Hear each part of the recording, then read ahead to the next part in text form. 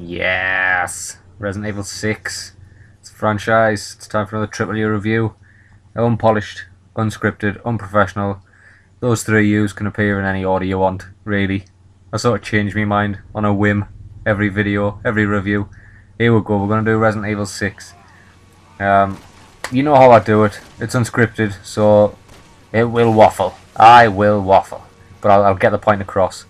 You've got some gameplay footage from the three main campaigns, of which there are 4. You get Leon, and he gets a partner who I haven't really used. I'd imagine the partners come in handy when you're doing co-op sort of thing, but as AI they do seem to do alright. Anyway, you get Leon. Resident Evil just stalwart, is that the word? Staple? Whatever.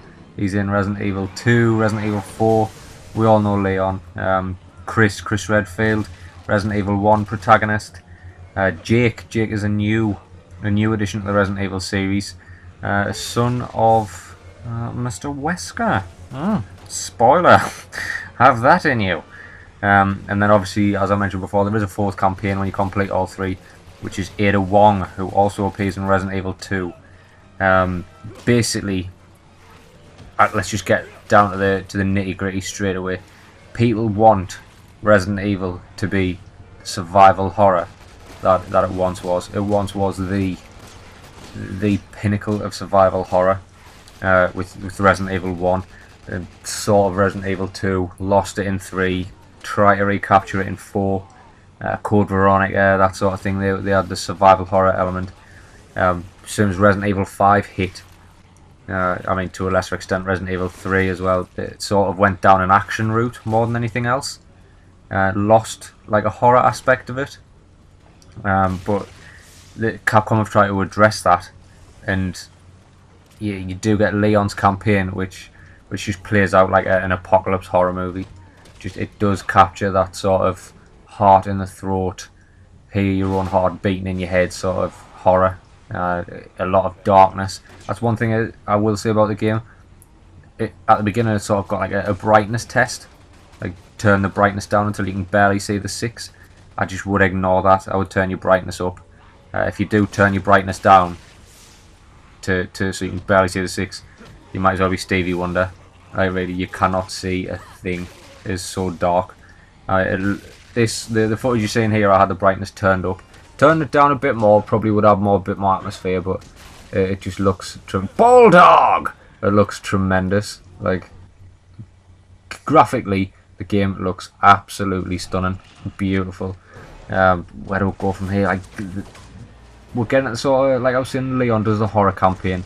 Chris is sort of back as the macho man with the big guns and the big, literally like an AK-47 and just bicep. He is just all bicep. He's had some sort of knock to the head. He doesn't remember who he is.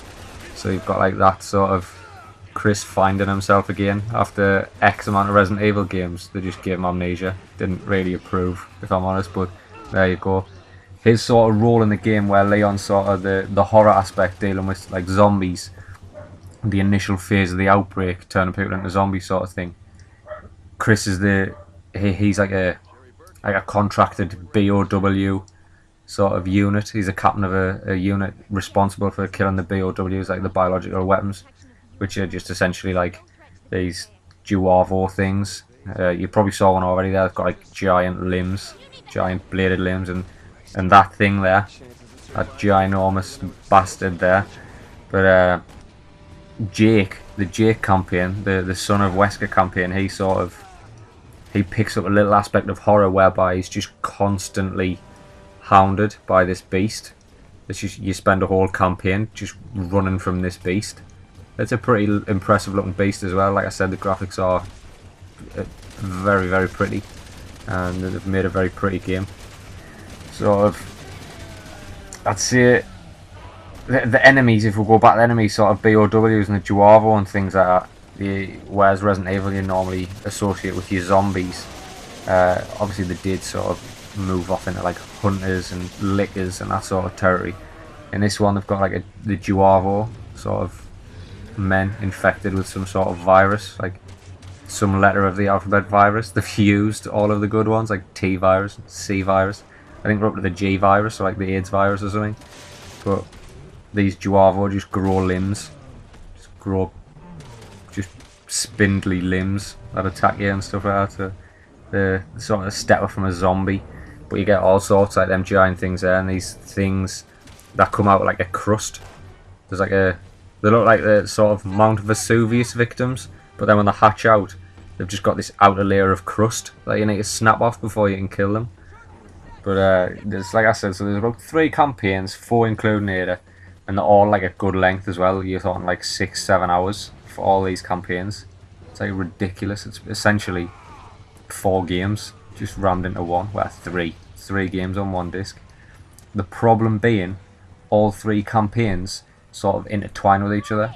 So throughout the 3 campaigns, you interact with the other campaign the whole time.